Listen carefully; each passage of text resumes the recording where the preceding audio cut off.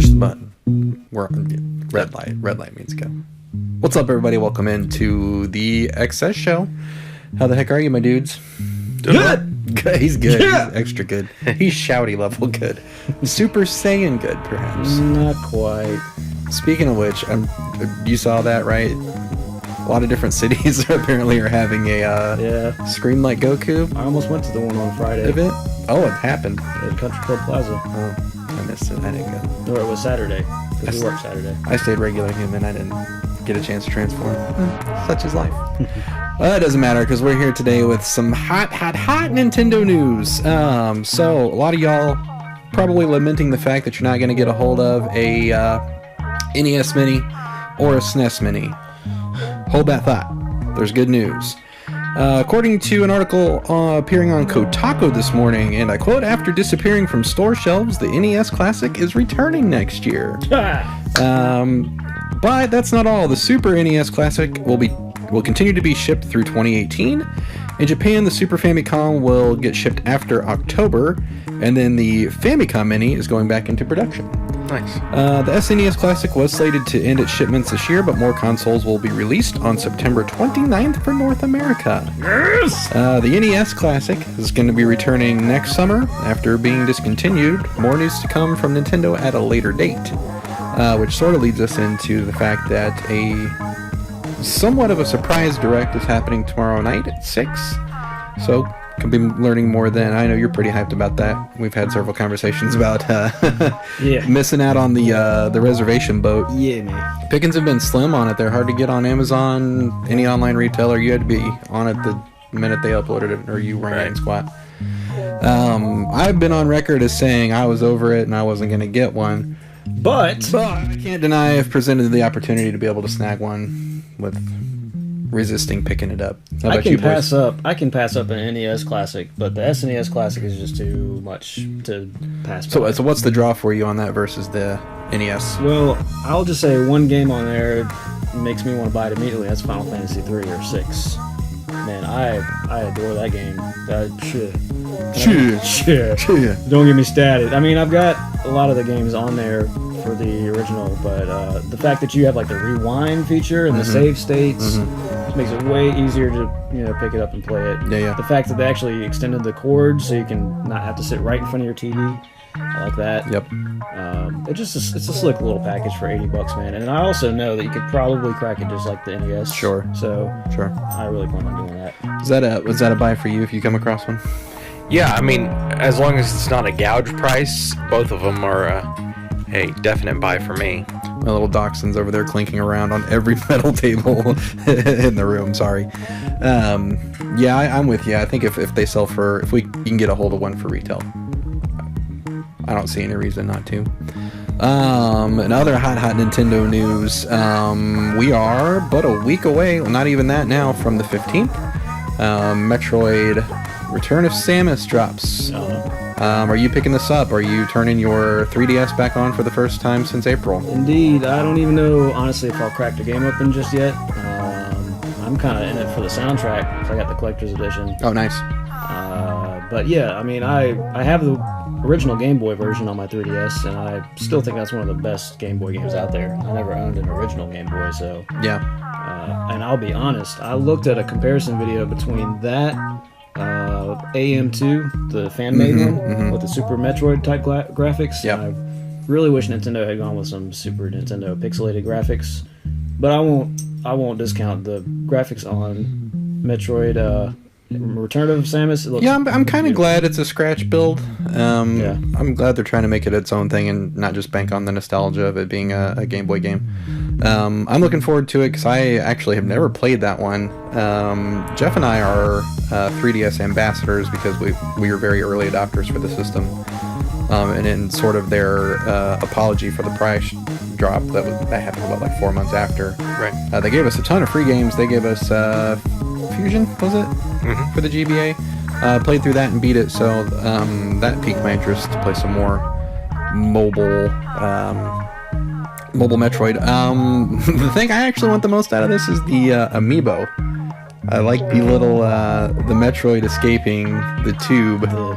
The shot glass. It's a shot glass. Let's be real. It's a shot glass. I pre-ordered both. Did you? I'm gonna be scavenging because I'm horrible about pre-ordering. I hate doing it.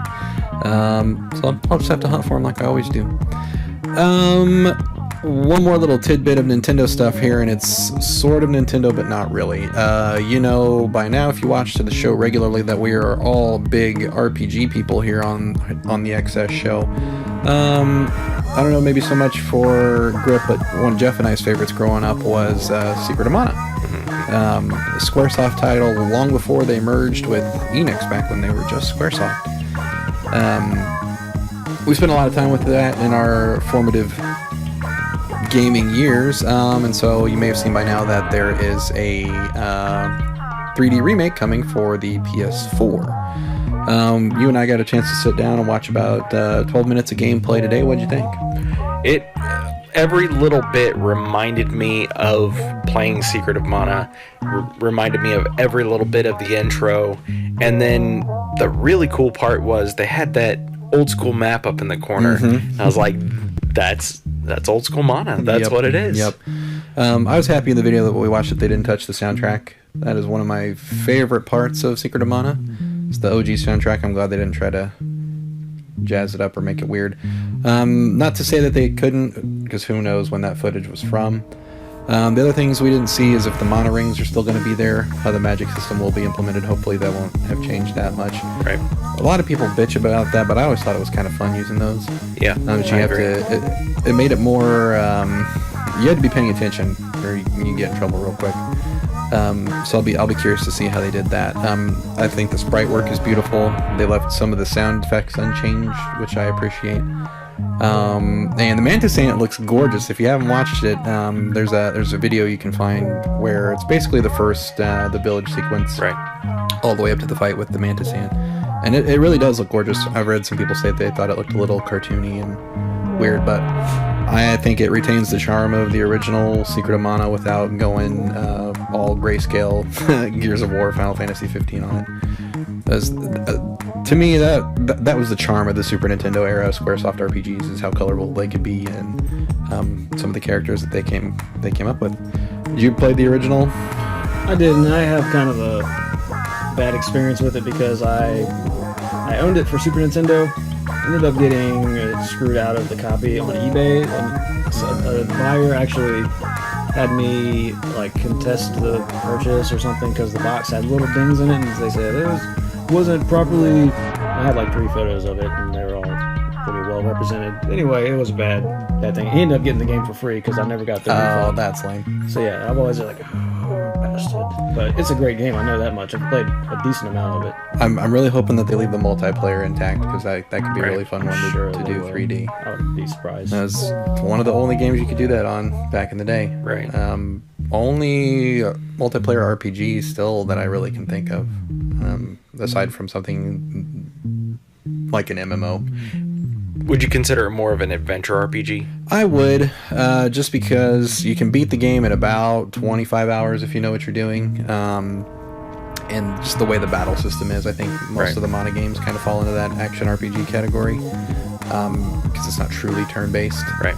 So if you're maybe not a JRPG fan in the traditional sense, you don't like waiting to take your turn, this might be a fun one to hop into and experience some of the fun of a SNES era RPG gone by. I think that was everything that we wanted to hit on. I know you had a real quick shout out you wanted to. I did have something I wanted to mention do real quick. in the midst of all this Nintendo. Well, even though this last thing is kind of a Sony technically. As of this recording, which today is the 13th. 4 days ago marked the anniversary of the release of the Sega Dreamcast. Happy birthday, Dreamcast. 18 years ago. I bought that system on launch date. It's one of the few that I ever did that with. And I was going through and just like kind of running back my fond memories of that system, man. I honestly think that was like my favorite system. As a fighting game fan, and an RPG fan, they had some of the best exclusive RPGs like Skies of Arcadia and Grandia 2. Yeah.